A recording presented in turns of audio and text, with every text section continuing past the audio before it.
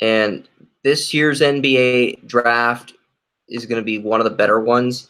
I know TJ has discussed this with me for the longest time about this 2019 class dating back to 2017.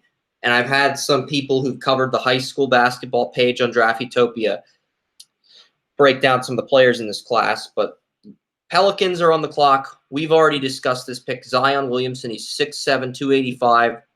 You've got Drew Holiday, Etwan Moore, Solomon Hill at small forward, Julius Randle at power forward, and Anthony Davis at center. Randle is opting out of his contract thanks to his player option. Zion's probably replacing Randle. And the big question is what happens to the team's star player, Davis. We've talked about this on the podcast in a previous episode. And the Lakers are two teams that are able to do that. Zion averaged 22.6 points per game, 8.9 rebounds per game, 2.1 assists per game, 2.1 steals per game, 1.8 blocks per game, a 68 field goal percentage, a 64 free throw percentage, and a 33.8 3-point percentage. Williamson was the top recruit coming out of high school, as well as the heart and soul of Duke's basketball team when healthy. Some are comparing him to LeBron James, but he does not hit three-pointers like LeBron. Plus, I compared Ben Simmons to LeBron James, and I don't think Williamson is as polished as Simmons was coming out of LSU. I think he's the best power forward since Davis entered the draft, but he's not as big as Davis was. And he might be a blue-chip player. I did have a 100 out of 100 grade on him on the high school page.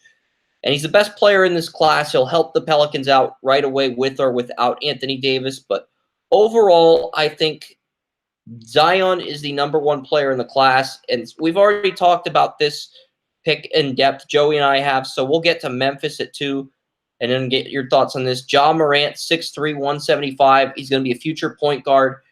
He averaged 24.5 points per game and 10 assists per game at Murray State, 5.7 rebounds per game, 36.3, 81.3 free throw percentage. Morant gives Memphis a new face to the franchise. I mean, Mike Conley Jr. is going to be 31. This guy's only 19, so there's a huge age gap between Morant and Conley Jr., so Morant becomes the future point guard. And then the New York Knicks at 3, I gave them the guy that Joey suggested I mock at 1, R.J. Barrett. And Barrett's 18 years old and turns 19 the day before the NBA draft. They may get some star players like Kyrie Irving, Kevin Durant, Anthony Davis.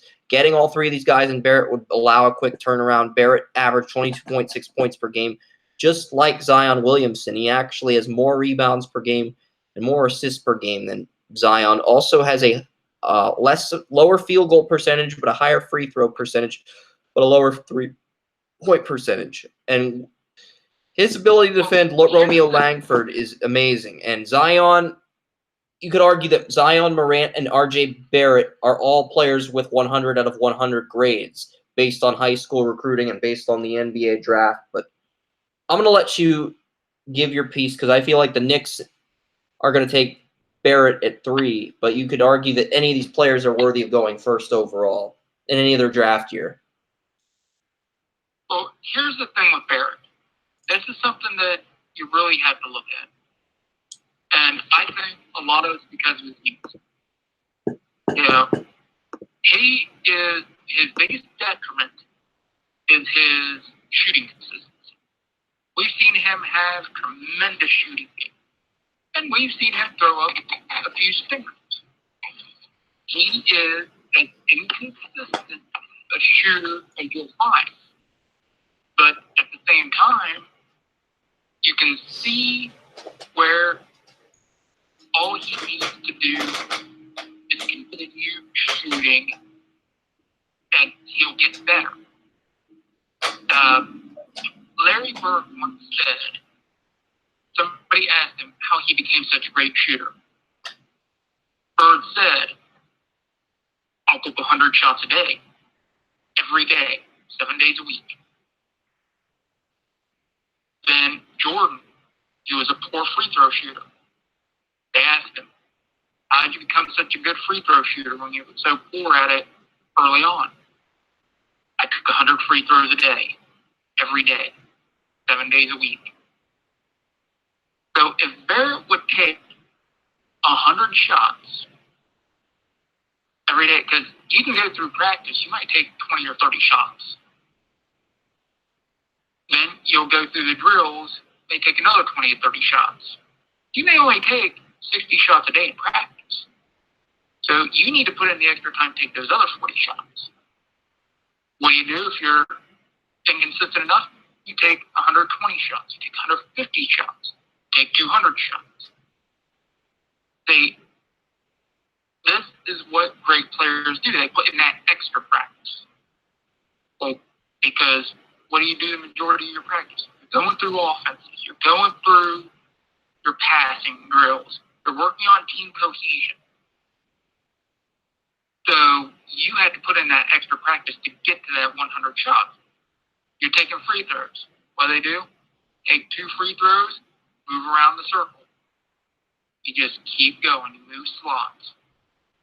So you're not getting the shots you need through practice. So this is what he really needs to do. He's not going to be going to college anymore. He's not going to be having classes. He's not going to have those excuses. Well, he's got to get those 100 free throws in and those 100 shots in every day. And if he does that, he's going to be a heck of a shooter, and it's going to be tough to stop him offensively.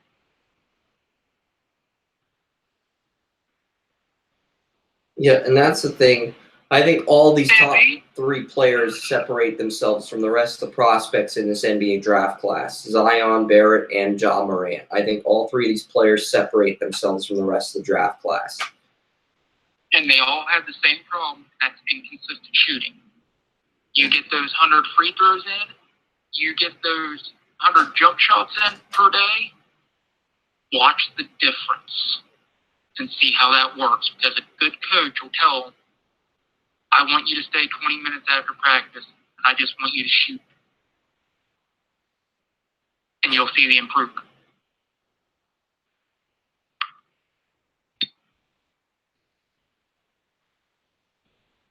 Kerm, what were you going to say? I was going to say, even if nobody else wants to stick around, I'm pretty sure they have a machine that deals with rebounds and gives the ball back to you. I know my high school had a machine. You They have a machine. The net, and it lets you quietly off your shot and collects the ball. Yeah, and I'll tell you this: if a team doesn't have a shooting coach whose job it is, if somebody wants to stay and help them with their shooting, then the head coach needs to be fired for not hiring them. Yep, and now we get to my favorite team, the Los Angeles Lakers. Wait. But Joey, it could be a fact of if the coach doesn't want to stay, if the player does it outside the CBA, the coach might be limited because of the CBA. He can only spend so much time outside of practices and stuff. So that can always be an issue. Go to the park and shoot. Yeah. Go to your local high school and shoot. The CBA doesn't follow you around 24/7. They don't have agents. They aren't the CIA. Okay. They deals with coaching and stuff, but they don't know anything about practice. Practicing on your own at the main facility. It's just like the coach cannot be with you doing it. It doesn't say nothing about you doing it on your own. Yeah, it's like, but you and Keeler, be able to work on his game. You used to go back to LSU every summer. Yeah, you can't have your coach helping you. It doesn't say you can't have your former coach helping you. No, that's why he's such great friends with his college basketball coach. Yeah, and here's the thing. I'm gonna bring up. Somebody else brought it up to me earlier this morning that I don't think a lot of people remember. On this day in 2001, Shaquille O'Neal almost had a quadruple double in the NBA Finals. 40 points, 20 rebounds, 9 assists, 8 blocks, I believe it was his stat line. And that was for the Lakers. I think they were against the 76ers.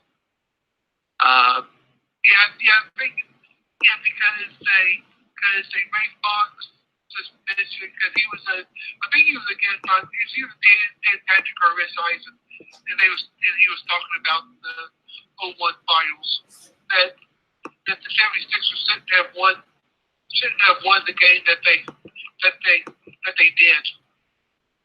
Yeah. Now here's the thing. Now, Chris, this is a question for you, since you're the one that's been following these guys the most. Was Shaquille O'Neal's near quadruple-double game in the NBA Finals?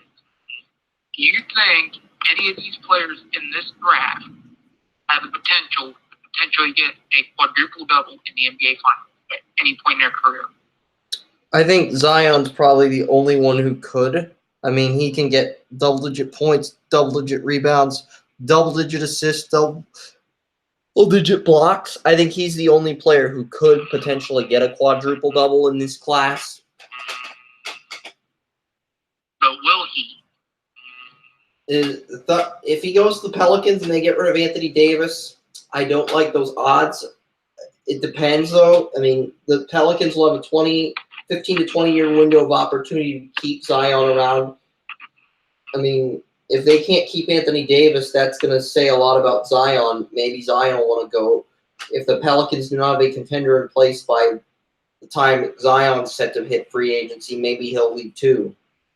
Because you're seeing it. You're seeing this phenomenon, this trend in the NBA where all the best players on small market teams, if they do not have a championship contender in place, they will leave that team and go to a big market team. When Chris Paul was in the New Orleans Hornets, he left to go to the Clippers via trade. Then he signed with the Rockets. Then he got traded to the Rockets via trade. So, I mean, Chris Paul's one of the best players in the NBA, but he was on a small market team. Kevin Durant was on the Oklahoma City Thunder after the Seattle Sonics relocated. Then he goes to the Warriors. So, if you are the franchise player on a small market team and you are not winning championships, your natural tendency is to leave for a bigger market team or leave for a contender in a bigger market than your current team. So, LeBron left the Cavs twice, case in point. It's just this. Jordan never left the Bulls until he unretired and went with the Wizards, but that's the natural tendency in today's NBA. Well, he unretired and went to the Wizards for completely different reasons. He did that for business reasons because he was part owner of that team, and their attendance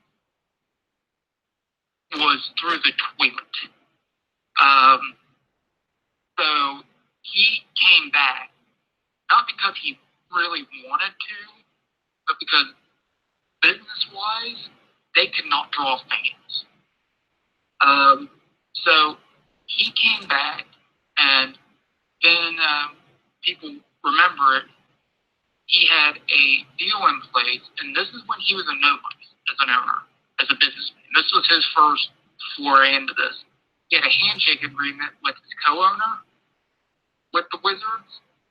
I will get my stake in the company back when I retire again, once this is done. And then the owner's like, nah, we're not going to do it. So he was out with his ownership of the Wizards, and that's when he, as good a businessman as he was, in that setting, he realized, now I'm not dealing with agents, I'm dealing with billionaires. So now with Charlotte, he realizes I got to get everything in writing, because otherwise I could get screwed out of this, and I'm not going to do it again. Hey Joey, I'm going to go on a limb and say they none of this draft class gets a quadruple double. Yeah, I'm with you, Herm. Not good. Simple reason. Do you know the last time a quadruple double was actually done? I'm thinking either Oscar Robertson or Wilt Chamberlain.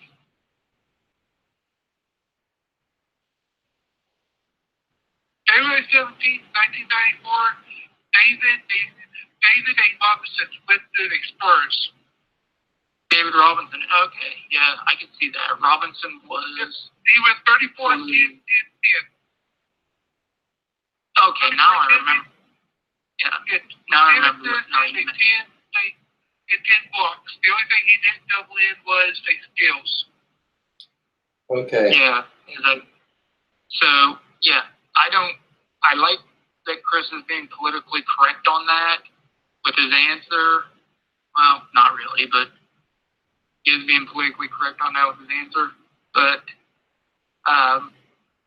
yeah, I don't really think it's realistic. I don't think any of these guys are Shaquille O'Neal, David Robinson, up in that upper echelon of talent. You only got 100 grades coming out of high school. And if you think about it, to do a quad double, you would have to play all 48 minutes, more than likely. Yeah, you would have to, because I mean, Shaquille O'Neal was doing it in the NBA Finals, and at the level he almost did it at was because what a lot of people forget. Really, Shaquille O'Neal, he was athletic as all get out. Oh yeah, Shaquille O'Neal was, I mean, probably for his size, the most athletic, big man. Yeah. Yeah.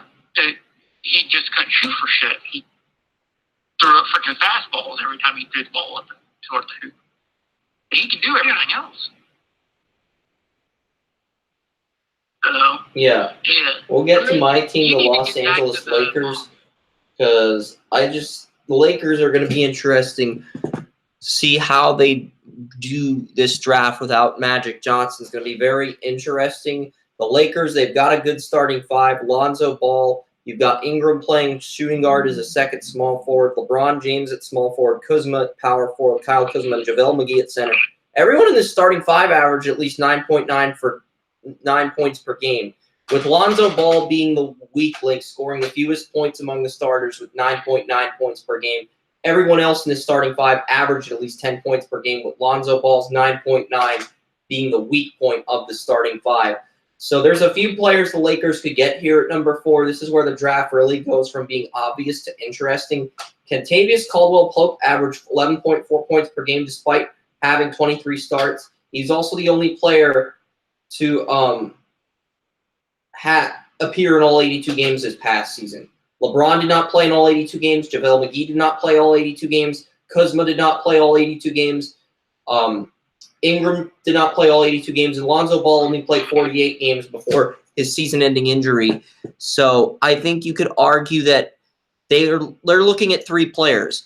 Jarrett Culver, who I mocked out of Texas Tech, Virginia small forward DeAndre Hunter, and Vanderbilt point guard Darius Garland. Garland and Hunter were the front runners to be the pick, but with Culver impressing LeBron James in a private workout, I think Culver is actually the favorite. And you look at the age for these players. Garland's only 19. Culver is 20. Hunter is 21. And Hunter would be, while he'd help right away and he'd help defensively, Hunter would be a backup on the Lakers. I think whoever the Lakers drafted at 4 would be a backup unless Garland somehow outplays Lonzo Ball and becomes a starter. But I gave them Culver because he can play point guard or shooting guard. He averaged 11.2 points per game as a freshman. And then this year he returned and he really stepped up, 18.5 points per game, 6.4 rebounds per game, 3.7 assists per game, a 46.1% field goal percentage, a 70.7% free throw percentage, and a 30.4 three-point percentage.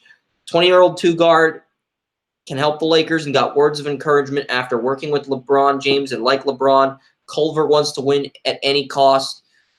And he's got the same philosophy as LeBron, which is another reason to draft him. He may not score as frequently as R.J. Barrett, but he's more versatile as a guard.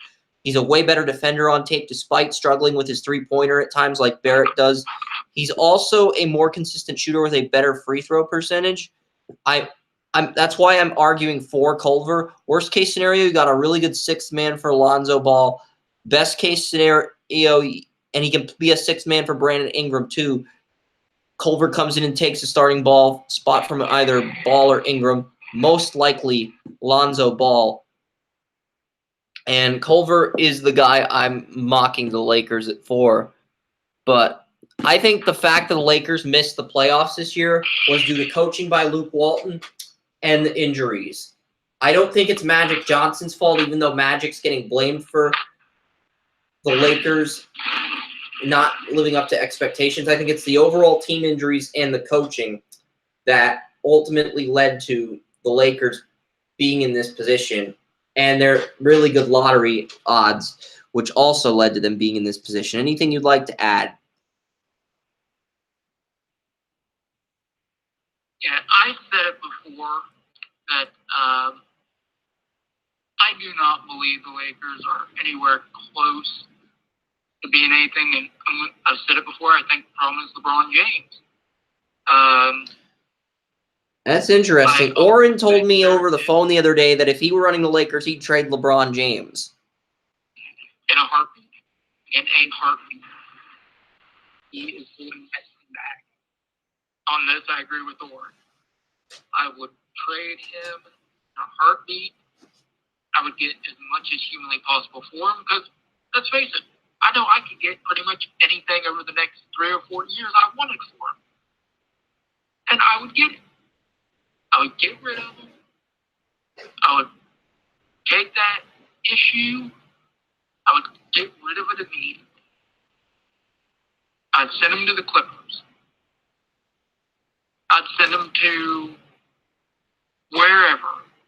I'd send him to Mars. Just get out of my franchise because we won exactly the same amount of games with you as we did without you. And we had less problems as a franchise. So just get rid of it. And I'm with you, Joey. I would do the same.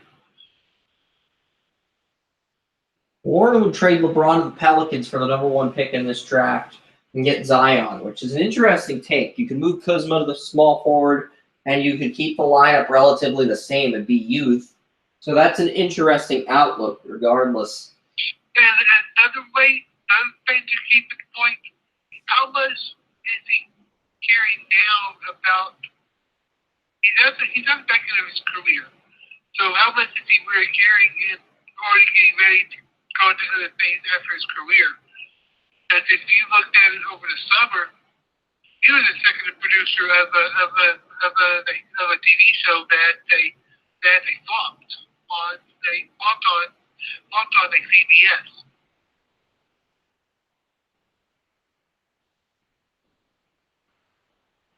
It was pulled after four episodes.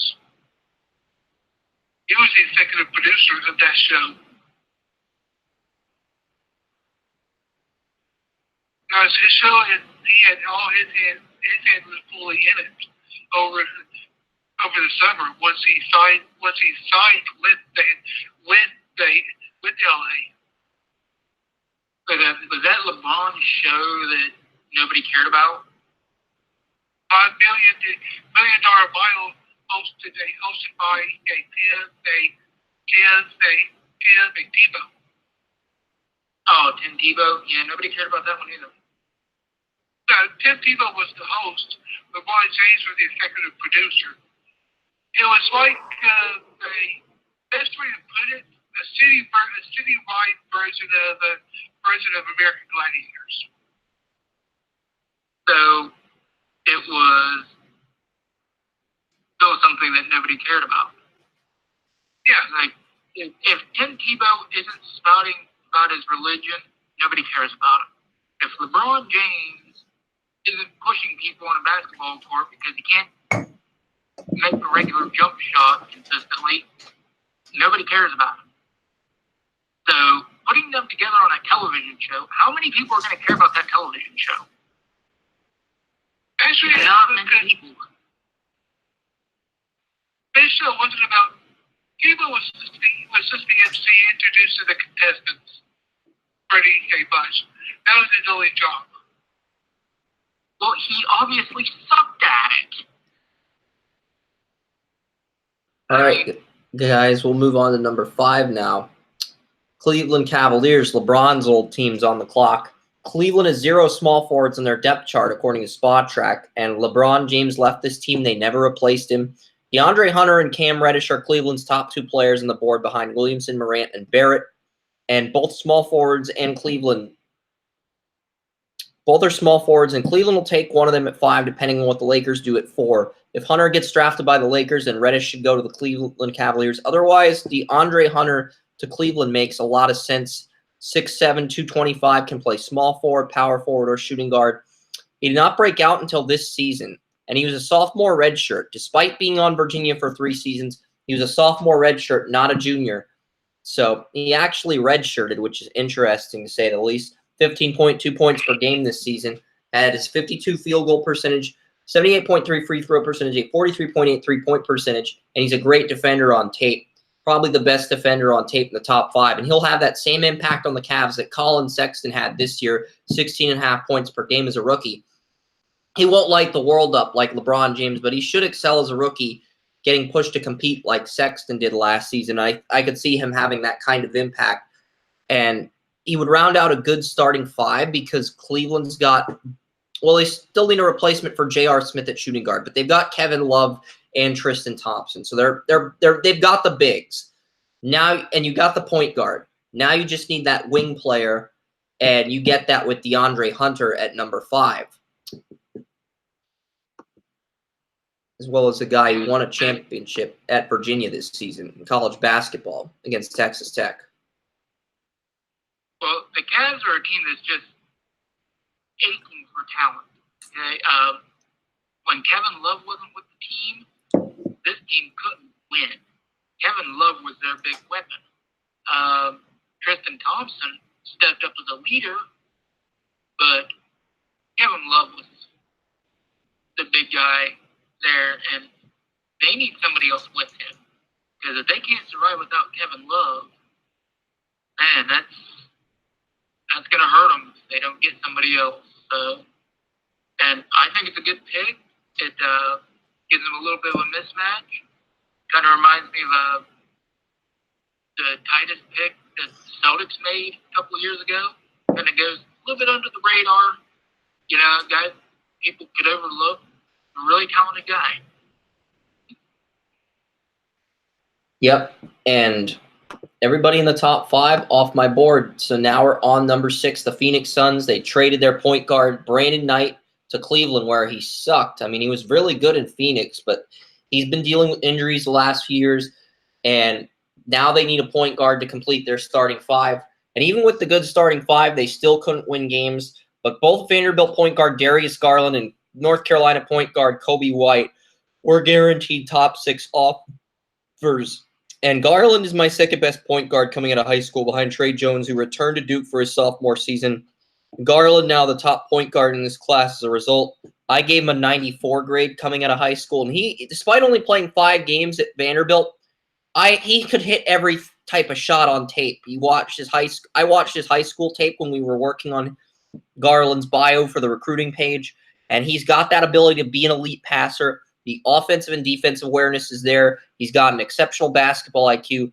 He averaged 16.5 points per game, but in many ways he reminds me of Lonzo Ball or Kyrie Irving without the drama. Lonzo Ball has drama. Kyrie Irving has drama. They're talented players. They're more talented than Garland, but they also bring that drama aspect. And Garland has that talent without the drama. That's why this could end up being a really good pick. He can defend, he can contest shots, rebound, steal the ball despite his size. This comes down to whether Garland or Kobe White is higher on their draft board. Once the Suns get their point guard, they're going to have a shooting guard, Devin Booker, Josh Jackson at small forward, Marquez Chris at power forward, or center DeAndre Ayton, who enters his second season. So I think the Suns are in great position here, and I think they go Darius Garland at 6, assuming the Lakers don't get Garland at 4. But Garland's a guy that, yeah, you could draft him to replace Lonzo Ball, but at the same time, he's got the ability to be just as good without the drama. And I think that's a huge deal considering Derrick Rose had drama. A lot of good point guards come with drama. I mean, the one level-headed point guard I can think of, two off my top of my head, are Chris Paul and Steph Curry and Kyle Lowry. Those are probably the three most level-headed point guards in the NBA in terms of composure. You could even argue Eric Bledsoe as well. Hey, Chris. Yes. I'm going to go out on a limb here. I think all the drama concerning Lonzo Ball, it's all due to his father. I think here personally he doesn't have any. This is from what I see on TV and stuff. I don't really follow. Yeah, I think the father is responsible for the drama too. I think it's all because he's doing everything he can to stay drama free. It's all from his father. That's true. But as a player, you're expected to rise above that as well. So we'll see what happens with Lonzo Ball. The jury's still out. I feel like he's still got time to pull it together. But he's going to need a big third season.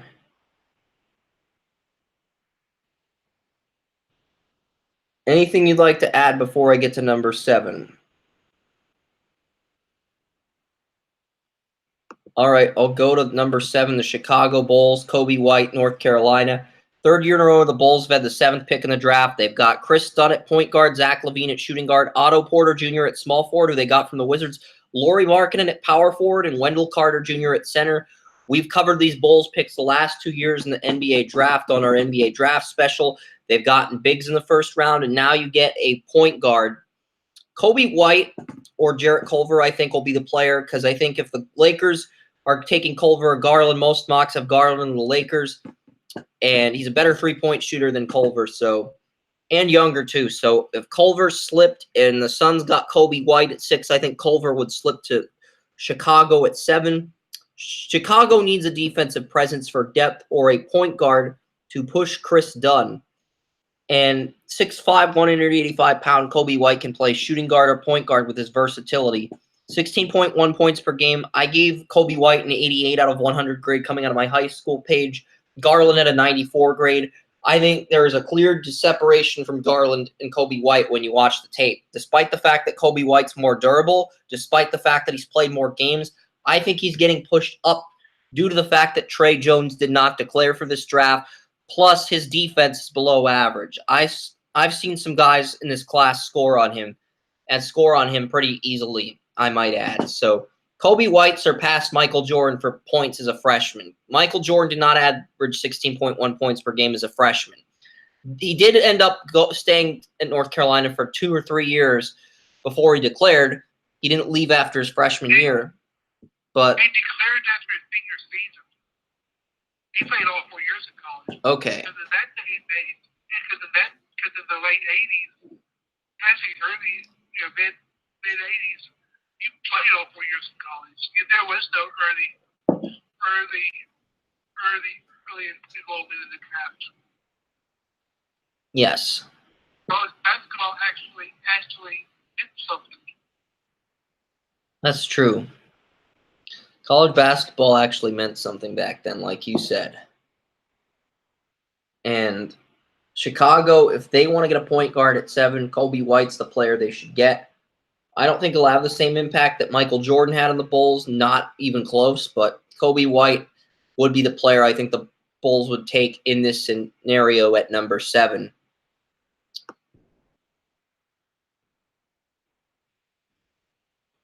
Anything you want to add before I get to the Atlanta Hawks pick at number 8? Well, Chris, I want people to look back. And I know most people who listen to this podcast aren't that old. But when Jordan was a rookie, he wasn't a good shooter. But he stayed, and that's where that 100 shots comes in per day. He would take the shots. Then he tore his ACL in his second year, I believe it was. So, what was the first thing he did? Shot free throws. Obviously, he couldn't really move around that much when he first started getting mobile again. So, he was taking a couple hundred free throws a day. Michael Jordan became a pretty darn good shooter taking them shots, didn't he? So, like I said, like, is he going to have the same impact as Jordan? Well, Jordan's main impact as a rookie was his explosiveness. Nobody was more explosive. They did not contain him because of his explosiveness. And he exploded for like 29 points a game. He did not become the Michael Jordan that we know and a lot of people recognize until he became a better shooter around 89-90 and toughened up. And I will equate the shooting to his drive and his ability to want to be the best. But I will equate the toughness to his opponents.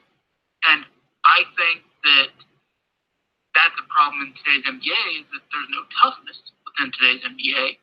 Whereas Jordan had to deal with the bad boy Detroit Pistons, he had to deal with the old Celtics teams, and let's face it, Larry Bird wasn't afraid to hit you. He had to deal with the Lakers. Let's face it, Magic Johnson wasn't a nice guy on the court. Nice guy off the court, not a nice guy on the court.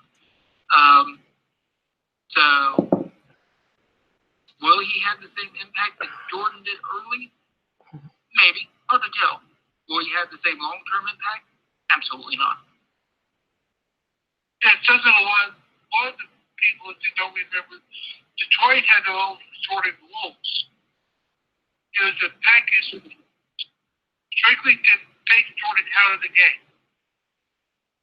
Oh, yeah. The main thing was they knew Jordan as a player at that time. He was getting a lot better as a shooter, but they knew he was mostly drive to the hole. What do you do with guys that drive to the hole? Knock them on their ass. Exactly what they did. You drive to the hole and get knocked on your ass. Jordan was forced to, he was already becoming better because of the shooting. But now he was forced to practice even more on free throw shooting. Now he was forced to get more of a killer instinct. Now he was forced to shoot even more because he knew that he had to be able to spread that thing. So when he did drive, it was more effective because they had to be up in his face more for the shot. So this is why shooting is so important. Because if you want to drive, you gotta have them up in your face. And I'm not just talking 3-pointers like they like to throw up today. I'm talking like, mid-range jumper, easiest way to fail in the NBA. Yeah, today it is. Back in the day, it wasn't. Why? Because when you pump fake from mid-range now, people gonna go for it. Well, good chance you're gonna miss it. So why are you gonna go for a pump fake there?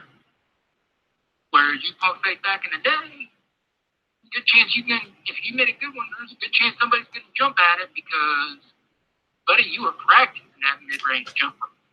It wasn't just a thing. They actually had drills for it where you would go around the free throw line and just do nothing but shoot mid-range jumpers. And that's where a lot of your success comes in when it comes to the ball fake and really being able to turn the corner without, because a lot of times, mid-range, a player these days will ball fake and try to go around, there'll be body contact. Why? Because a lot of these defenders aren't going for it the same way they went for it back in the day, which makes it harder to drive to the hoop.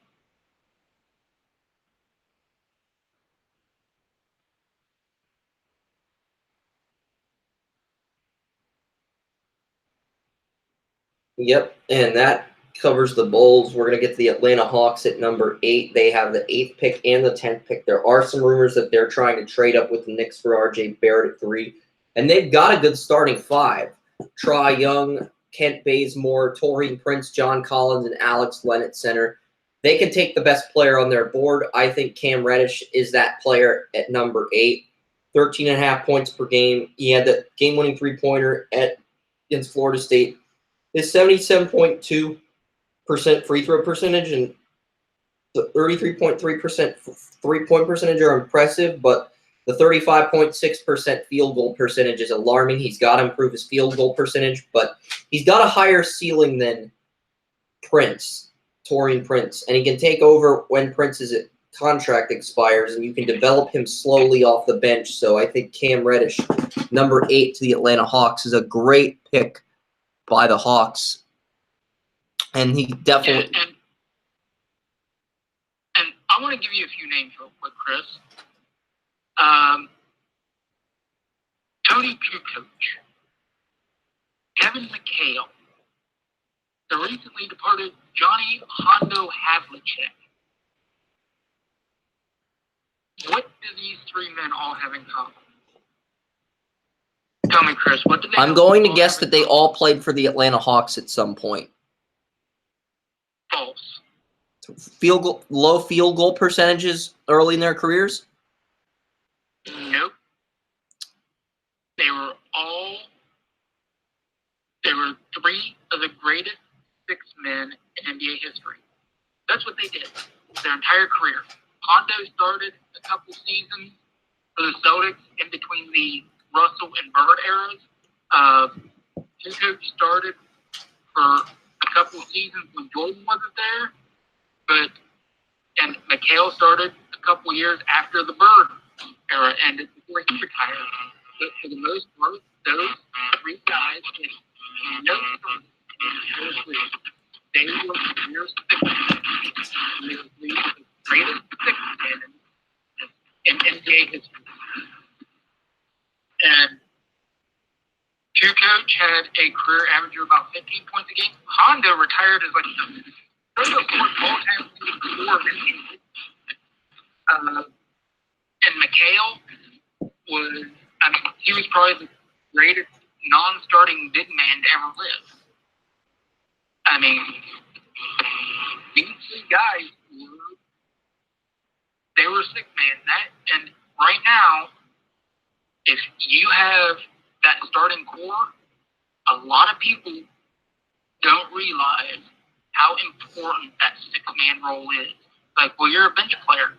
Yeah, but you're expected to do a lot of things. I'll tell you another person who was a good 6-man that you feel I don't believe he was trying too much during his playing career. Derek Fisher, wasn't he mostly a 6-man? Yeah, Derek Fisher was, he was a 6-man, but he also started. So he's been about half his career doing both. So he was a little bit of a tweener in that respect. I didn't put Robert Horry in there because he was a starter with Houston before he went to the Lakers and became a 6-man. And he even started with the Lakers a little bit. But yeah, the Kukoc, a lot of people don't like him as much as you will the others. I just think Fisher coming off the bench a lot. Ray Allen was a very good 6-man at the end of his career, too. He was a starter for many years, but he was a very good 6-man near the end of his career with the Spurs as well. Yeah, I'm talking mainly guys who were mainly career 6-men. Yes. And the thing with Kukoc, people don't remember, at the time that he came over from Europe, he was known as the European Michael Jordan.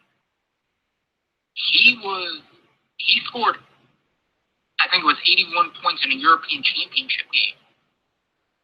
The man could do everything. He could do it all. Is huge guy, 6'11", 235, 240. Great shooter, great passer, great ball handler, could run an offense, could play anything from power forward to point guard. So as an all-around 6-man, Kukoc may be the best 6-man in NBA history as far as all-around ability to play and do whatever is asked of him and play starter minutes, which is something a lot of 6-men are asked to do if you are a pure 6-man, because you are the first man off the bench no matter who comes out. You're the first man in the game. And that is a hugely important role.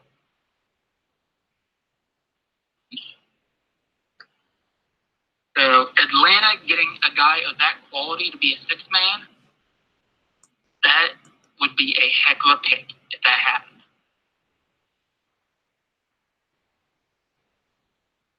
Yes, it would. And Atlanta getting a very good sixth man here in Cam Reddish at number 8. Now we go to the Washington Wizards. They need a starting small forward. John Wall at point guard, Bradley Beal. They've got Jabari Parker. They got Dwight Howard at center. But Troy Brown, they drafted as a small forward. He only averaged 4.8 points per game. They need a guy that's going to push Troy Brown.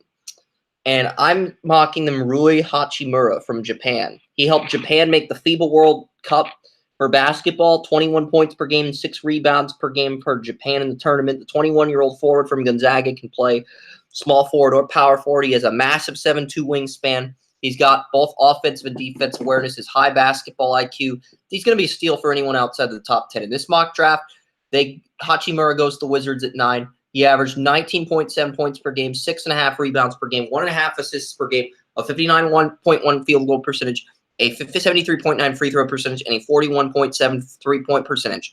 Now, I've seen Hachimura mocked way lower than this, but I honestly believe Rui Hachimura is a top 10 player, and one of the guys who covered the high school basketball page and helped me design the NBA draft game this year at Draft Utopia would not shut up about Rui Hachimura, so I think this guy goes to the Wizards at 9. They could go in a different direction, but this is my best player on the board. And it's a player, while it's an unorthodox pick, I think it could be a very good pick for the Washington Wizards at number 9.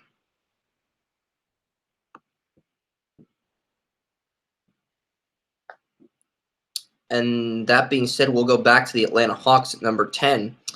Yep, the Hawks have this pick from the Mavericks because of the Luka Doncic trade last year, where they swapped picks and gave Atlanta their first rounder for next season. So I'm giving the Hawks the best player on the board, Romeo Langford out of Indiana.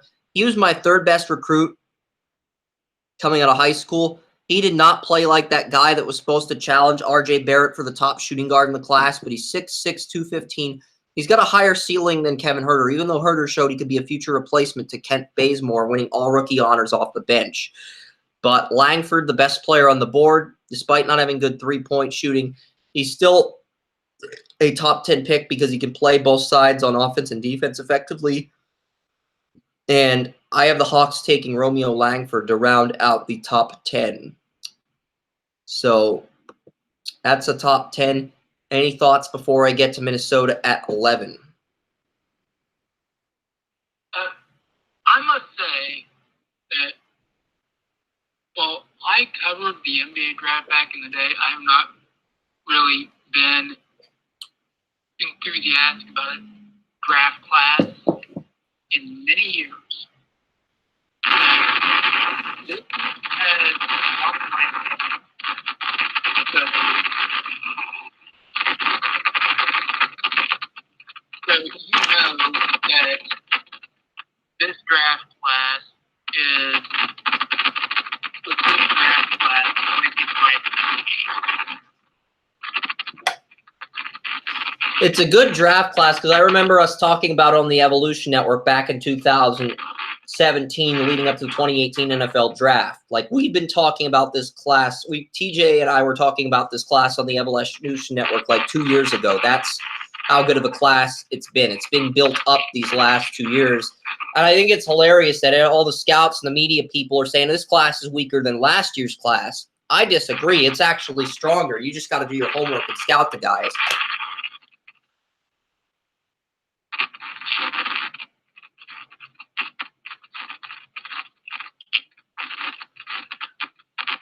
All right, I'll get to Minnesota's pick at 11, and Joey can resume once that static goes away or whatever, what that is. But Minnesota, I'm going Brandon Clark out of Gonzaga because they have everything you could want in a starting five. Jeff Teague, Josh Okogie at shooting guard, Wiggins at small forward, Covington at power forward, and Karl Anthony Towns at center. Teague is the only player playing for a new deal next season. The rest of the starting five is under contract until 2022 with Covington set to be the next free agent. Okogie, your first-round pick in the 2018 NBA draft, Wiggins, and Cat are locked up until at least 2023. You just need to get some good coaching from Ryan Saunders, the son of Flip Saunders, who took over as the interim head coach last year. And if you can get some bench players in these next 3 NBA draft classes, Minnesota's got a chance. They've got a window of opportunity to take over the Western Conference if Ryan Saunders does a good job and they get the right bench players in these next 3 drafts, as well as some players in free agency perhaps for cheap deals. And Brandon Clark, 6'8", 215. He can play power forward or small forward. He only averaged 16.9 points per game after averaging 17.5 points per game. His rebounds per game dropped. His three-point percentage and assists per game also dropped, but his field goal percentage and free throw percentage and steals have improved. He's one of the best blockers in this class. And he'd be a depth player at forward, both power forward and small forward. He'd be a depth player at forward for the Timberwolves. And I think he'd be a very good depth player in that role for Minnesota at number 11. Charlotte Hornets, anything you want to add to the Timberwolves? Because they do look like they have a bigger window of opportunity than any other team in the Western Conference right now.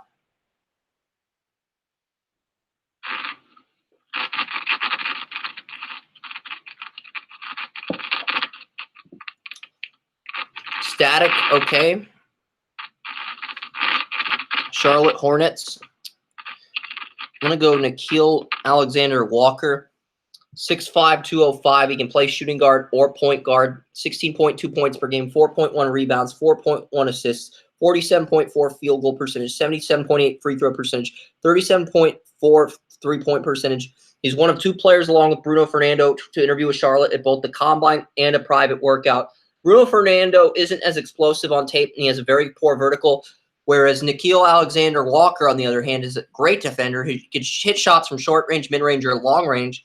Also a great passer with offensive awareness, defensive awareness, and the basketball IQ to blend in. And lots of teams in the top 15 are looking at Nickeil Alexander-Walker. The Boston Celtics at 14, the Pistons are 15, are also looking for this player. So I think Nickeil Alexander-Walker at 12 fits what the Hornets want to do. Best player on the board, so that's the player I gave the Hornets. I know they do need a point guard with their Kemba Walker being a free agent. And maybe they move this guy to point guard, but they don't have a backup point guard either. So it's a very complicated and very delicate situation. But anything you want to add to the top 12 now that your audio is working again before I get to the Miami Heat at 13?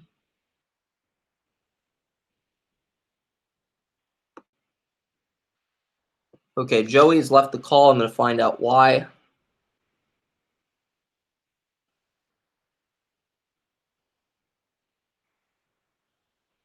I don't know. I'm muting myself because I'm busy doing something else that I don't.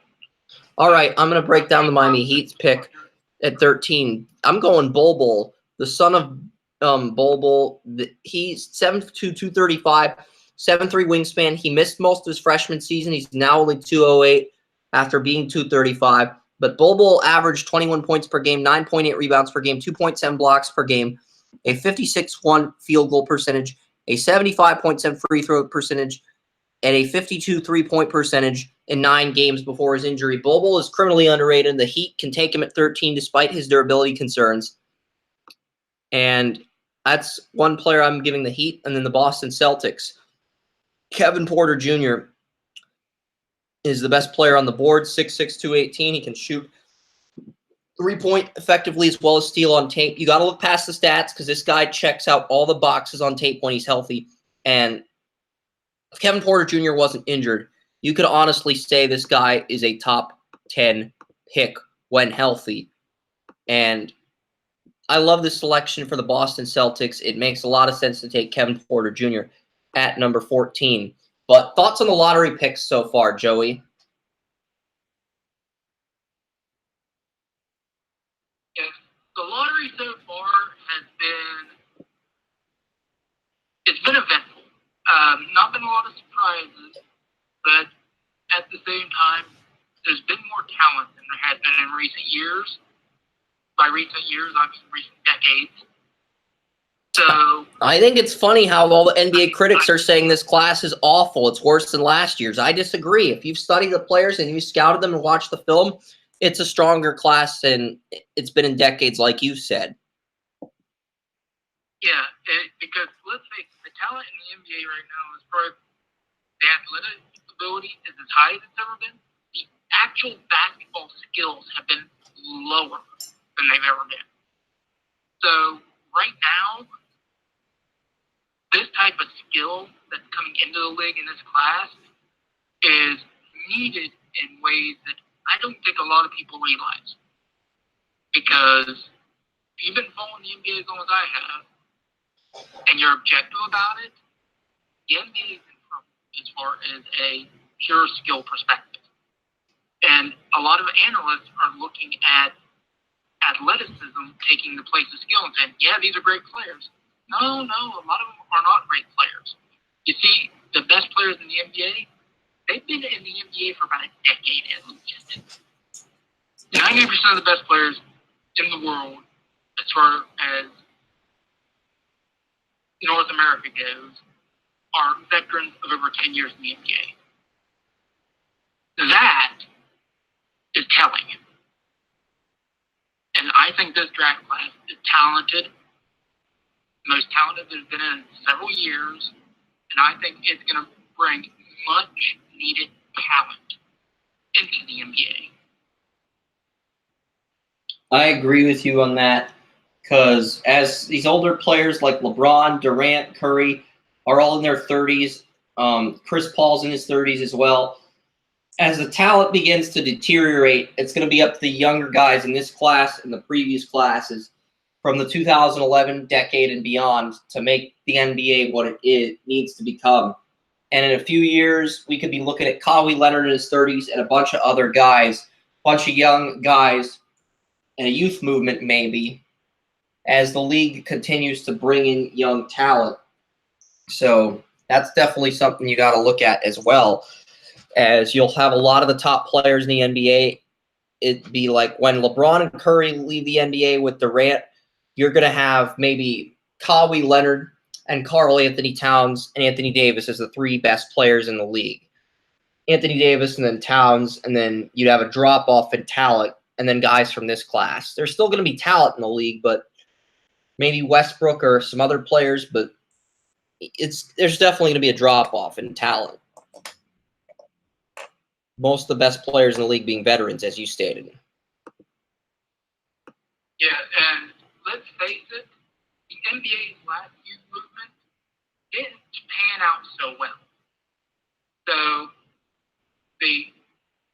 there have been a few youth movements over the last couple decades. The movement that had Shaq and Jason Kidd and that group in it. Then there was the one that had LeBron in it, James Harden. But this one so far, over the last 2-3 years, it has sucked royally. The ones with LeBron and Harden, there weren't many great players in that youth movement, but there was enough veteran ability to sustain it. Now that those veterans are gone, you're really seeing how thin those classes were and how much failure this one's been. I think the last good youth movement was probably they brought in Camilo Anthony. Well, those were only two players, though. We're talking league-wide. Yeah. League-wide? And who knows when? Yeah. The greatest youth movement in basketball history, I don't think there's ever going to be any argument about this, was between 1979 and 1986. Because during those times, you got players like Chris Paul, Larry Bird.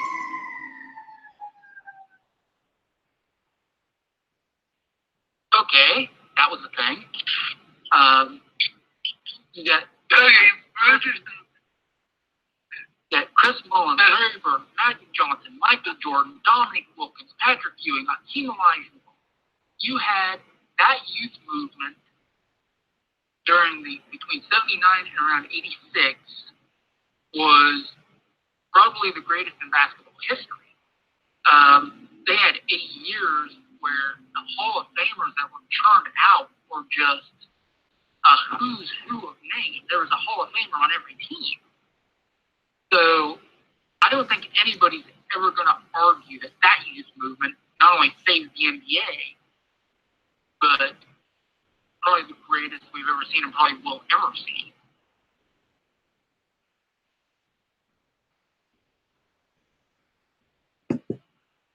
Yeah, and you could argue, I mean, based on number one picks, we've had Anthony Davis and Karl Anthony Towns is really the only number one picks that have broken out into all-star players. I mean, Wiggins is a solid complementary player, but the only all-star caliber talents we've had in the number one overall draft position this decade were Anthony Davis 2012, John Wall 2010, and Kyrie Irving 2011, Davis 2012, and then Karl Anthony Towns 2015.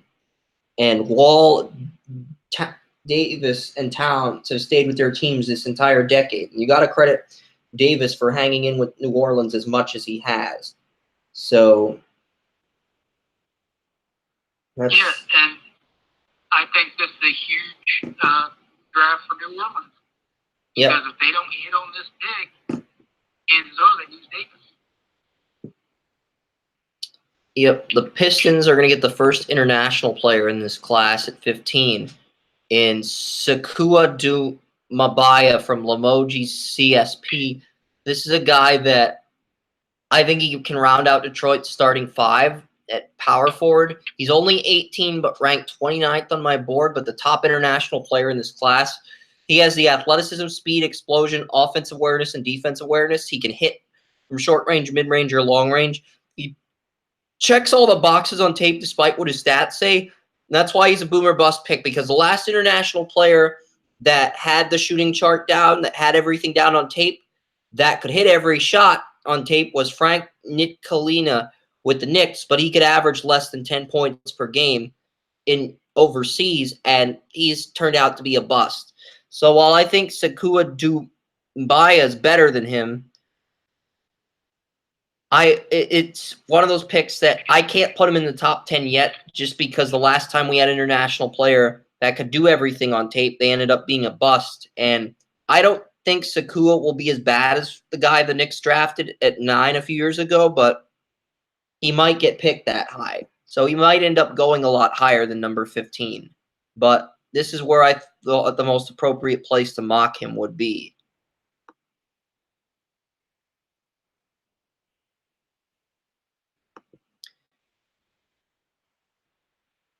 And that's the top half of the first round. Now we'll get to picks 16 through 30. And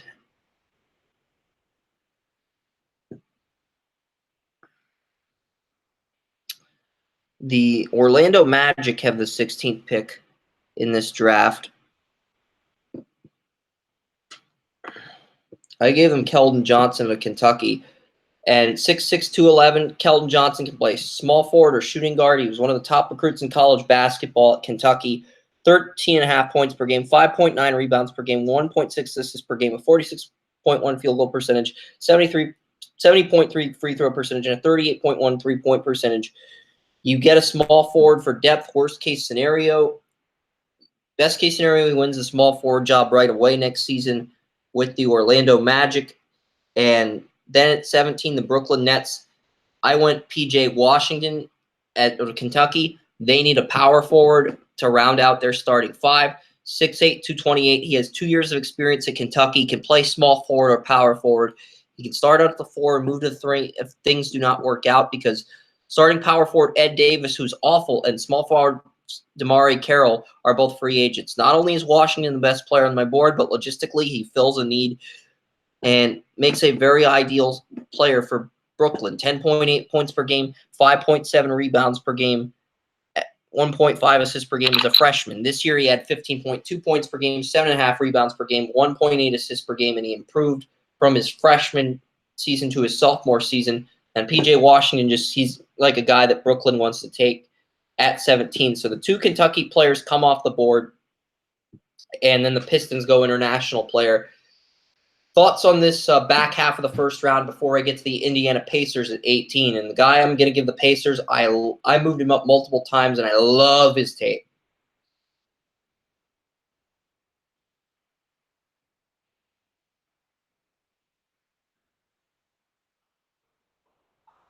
I don't have anything. All right, number 18, Indiana Pacers. We're going to talk about the guy that I love on tape, Boston College point guard Kai Bowman. This is a guy that hit that game-winning three-point shot against Duke when Duke was number 1 in the country last year. When we talked about that game, and Brian Bayless and Grace were all excited about Duke losing to Boston College a few years ago, back in 2017. Kai Bowman dominated in that game. And the Pacers have a good starting five with Collison, Oladipo, Bojan Bogdanovic, Thaddeus Young, and Miles Turner. They drafted Aaron Holiday for depth. He may be a backup, though. And the only way the Pacers are screwed is if Aaron Turner does not pan out.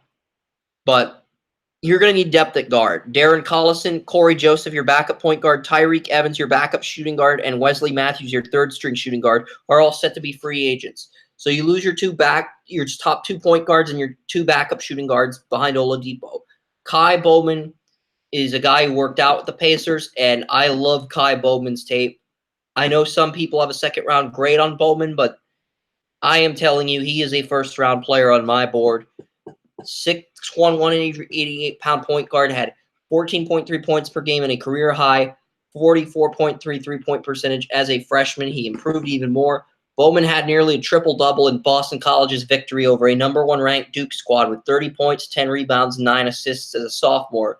And he averaged a career-high 80.7 free throw percentage as a sophomore. He outplayed Kobe White, the North Carolina point guard, in Boston College's contest against North Carolina. Bowman's actually a better defender and three-point shooter than Kobe White as well. He even hit 5 three-pointers when White was contesting his shots, and averaged 19 points per game, 7.5 rebounds per game, 4 assists per game, a 40.4 field goal percentage, a 76.1 free throw percentage, and a 37.4 three-point percentage. Bowman appears to be the complete point guard on tape, and at worst, he's a quality point guard for depth. And if it wasn't for the fact that he's 6'1", 188, I think you could argue that he's a lottery pick just based on talent alone. And Kai Bowman, for me, is one of the better players in this class. And even if he falls to round 2, you're getting a steal, in my opinion, and a guy who could start right away in Bowman, who I really like on tape. I know I have him ranked higher than most, but I feel he's that good on tape. And I think he's one of these gems in this draft class. I really believe that. Anything you want to add with Kai Bowman before I get to the Spurs?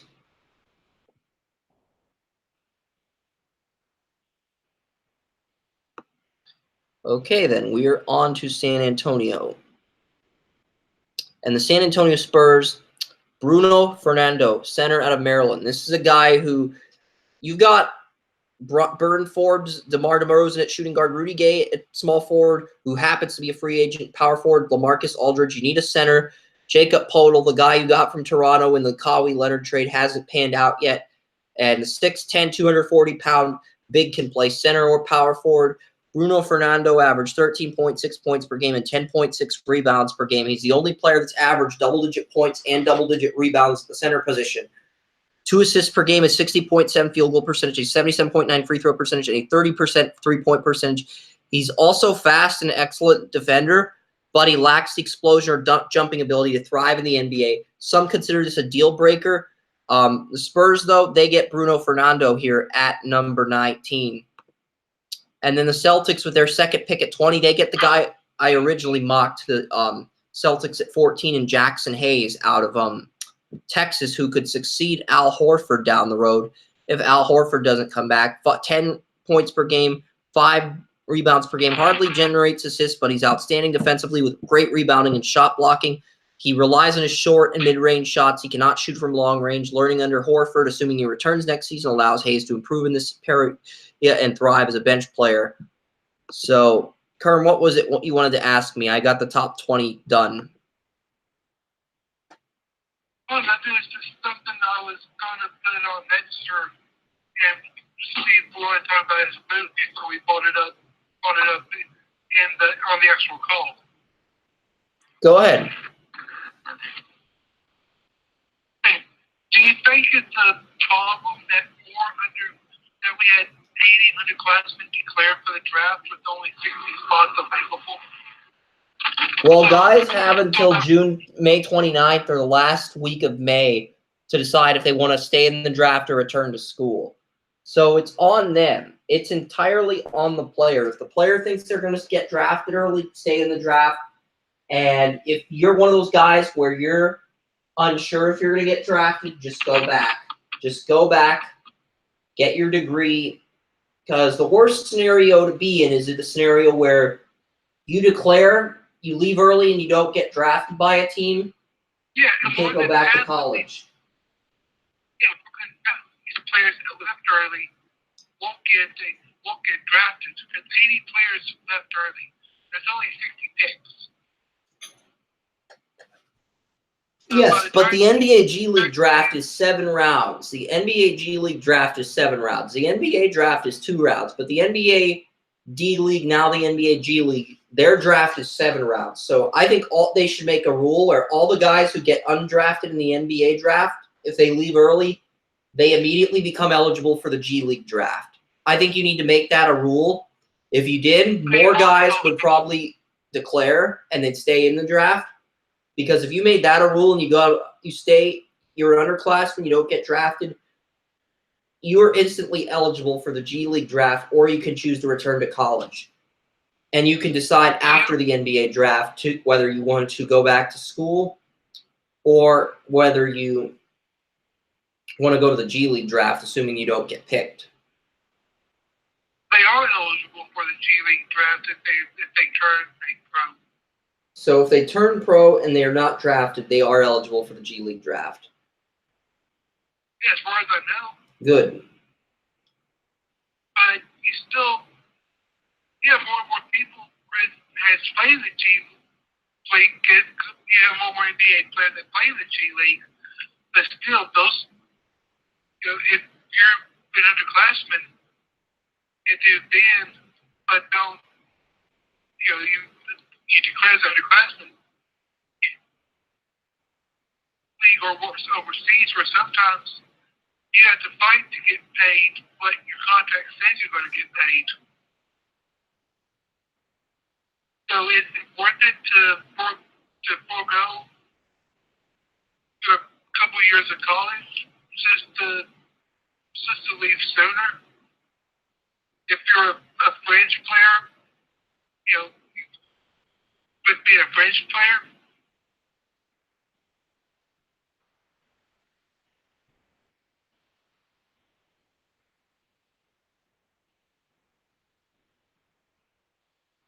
Yeah. My point.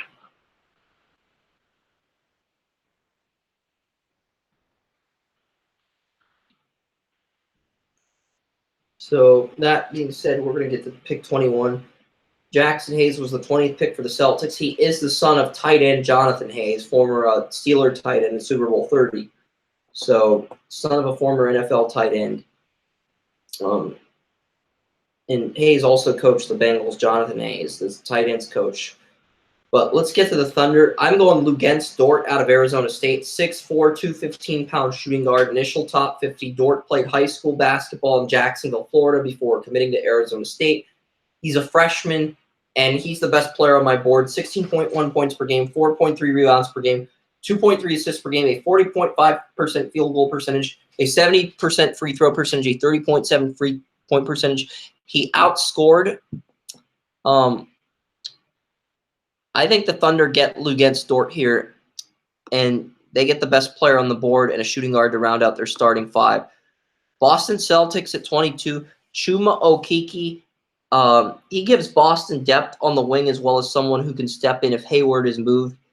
And Shuma Okiki did very well versus Nasir Little, who many have a top grade on. So he embarrassed Nasir Little in the Sweet 16, and many have a top 15 grade on Nasir Little.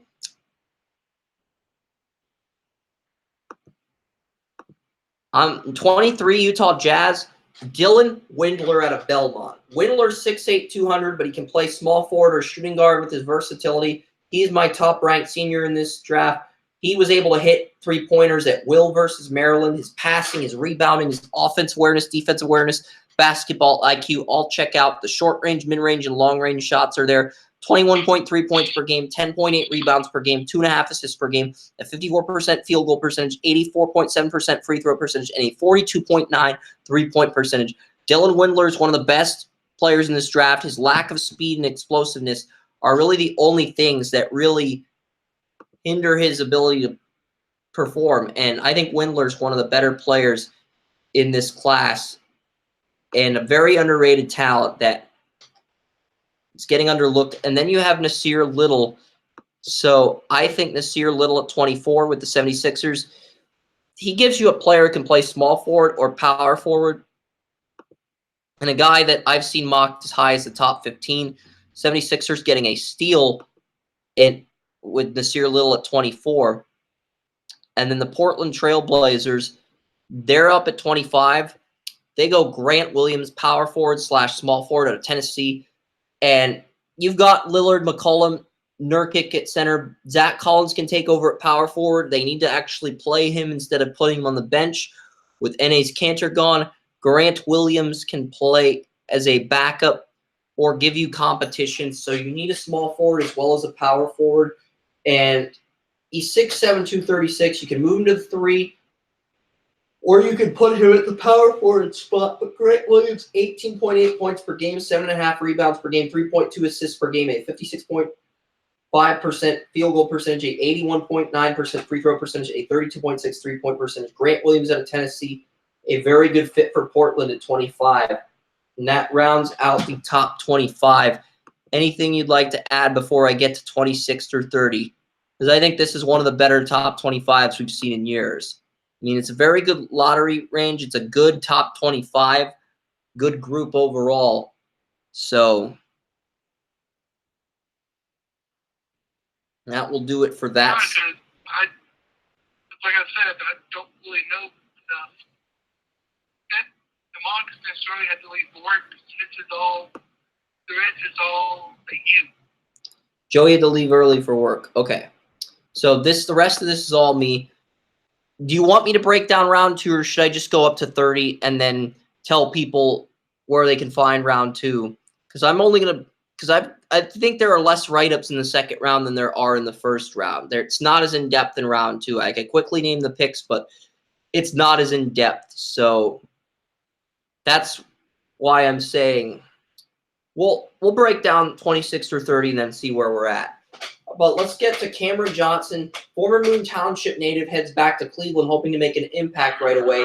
He's a former Pitt Panther, transferred to North Carolina. He led the Tar Heels this season in 16.9 points per game. Really stepped up, really contributed.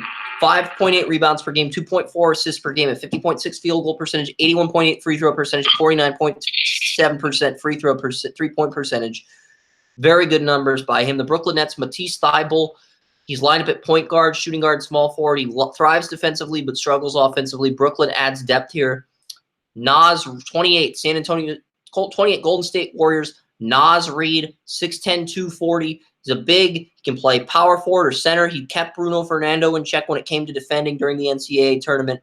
13.6 points per game, 7.2 rebounds per game, a 46.8 field goal percentage, 72.7 free throw percentage, 33.3 three-point percentage. A lack of assists may be lousy supporting cast. A lot of his teammates did return to school, though, which is another thing to take into consideration. The San Antonio Spurs at 29, Tyler Hero, point guard, Kentucky. I mean, this is a guy that one cannot help rave about the athleticism, everything he does on tape. 19-year-old point guard just does everything well as far as tape goes, and I think 14 points per game, 4.5 rebounds per game, 2.5 assists per game, 46.2 field goal percentage, a 93.5 free throw percentage, and a 35.5 3-point percentage. Great shooter who is money from the free throw line. He can contribute with the Spurs as a role player.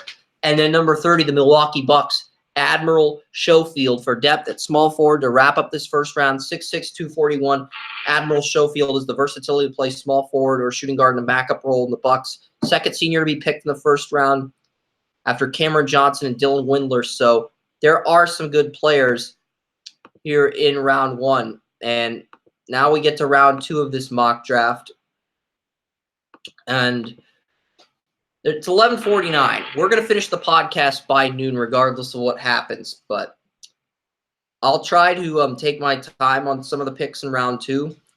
I mean, we're going to try our best to break down round two in 10 minutes. Because I want to end the podcast by noon. KZ Okpala is a guy that 6'9", 215. He can play point guard, shooting guard, or small forward with his versatility. He gives the Nets great depth off the bench where he ends up playing. Plus, he's the best player on the board for the Brooklyn Nets at 31. Mfiondu Kabengele out of Florida State, a depth player for the Phoenix Suns at number 32.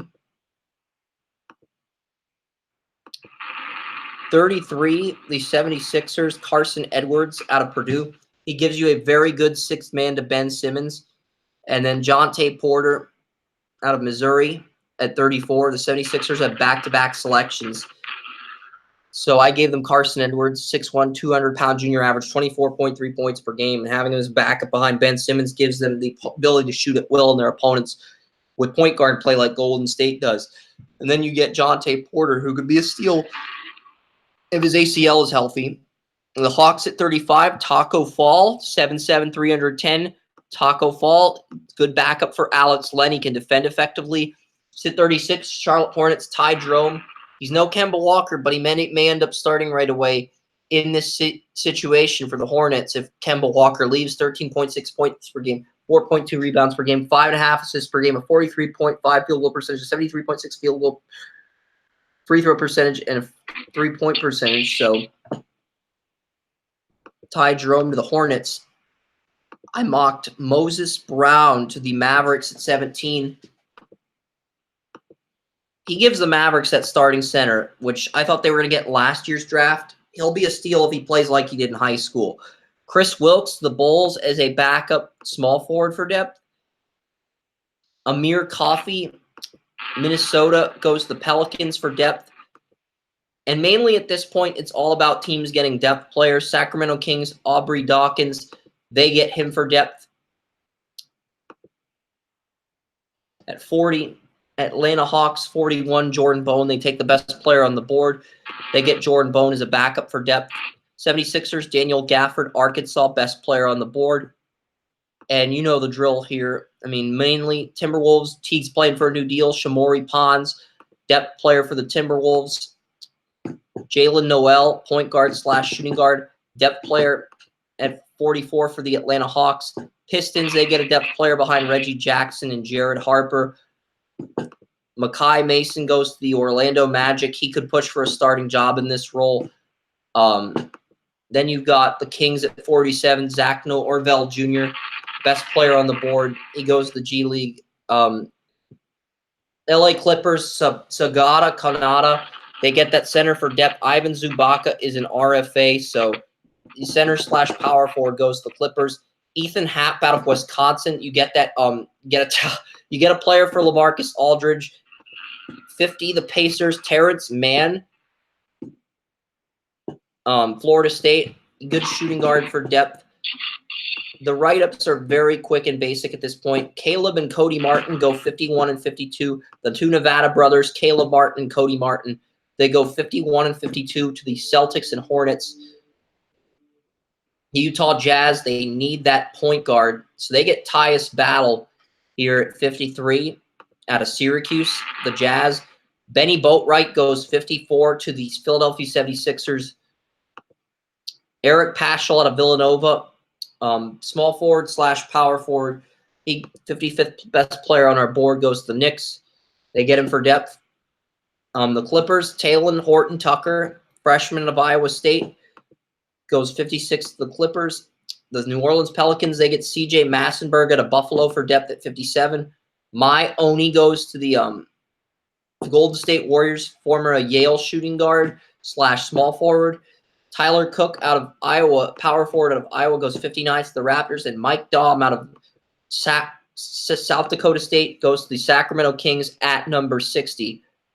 And that will do it for this year's NBA draft coverage on Google Plus. For the duration of the show, check out TalkShoe, and we'll wrap up the podcast on TalkShoe, which will be up at noon to stream on TalkShoe, and the YouTube video should also be up at around noon.